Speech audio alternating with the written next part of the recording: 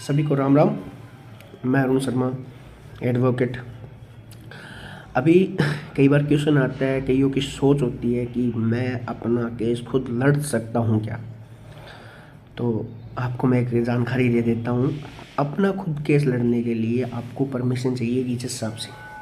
आपको परमिशन लेने के लिए आपको उसके अंदर पेश होना पड़ेगा जज साहब के पास, और वो आपको परमिशन देंगे। और परमिशन के लिए भी टर्म एंड कंडीशन होगी, क्योंकि कानूनी नॉलेज होना आपको बहुत ज़्यादा ज़रूरी है। बिना कानून के आप केस नहीं लड़ सकते। तो वो परमिशन होगी जब भी आप केस लड़ सकते हैं, क्योंकि बिना नॉलेज के आप केस लड़ना बहुत मुश्किल है। लैंग्वेज का, जहाँ बहुत लीगल लैंग्वेज का बहुत ज़्यादा ध्यान रखना पड़ता है, हमें भी ध्यान रखना पड़ता है।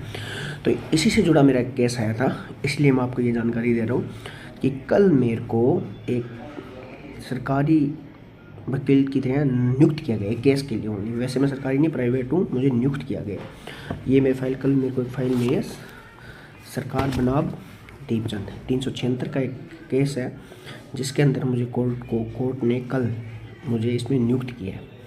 अब इसके पैसे ये क्लाइंट नहीं देगा मेरा, इसमें पैसे मुझको सरकार देगी, मेरी कोर्ट देगी, पर इसकी तरफ से मैं वकील आया हूँ।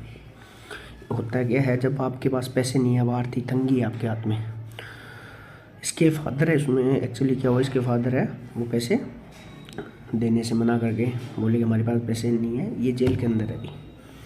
तो अब ऐसी कंडीशन में क्या होता है कि कोर्ट आपको फ्री एंड कॉस्ट आपका वकील देती है आपकी पैरवी के लिए, क्योंकि ये राइट्स है।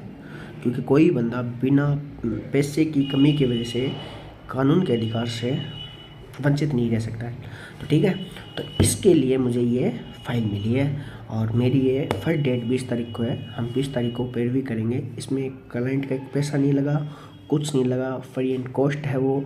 इसके लिए मैं पैरवी करूँगा एक सरकारी वकील की तरह। मतलब एक नियुक्त किया जाता है, कभी किसी वकील को अलग अलग नियुक्ति होती है इसके अंदर, और इसमें जो फीस मिलती है हमें, वो भी अलग अलग मिलती है। वो केस के हिसाब से हमें फीस दी जाती है। धन्यवाद। ऐसी जानकारी के लिए हमसे जुड़े रहें। जय हिंद।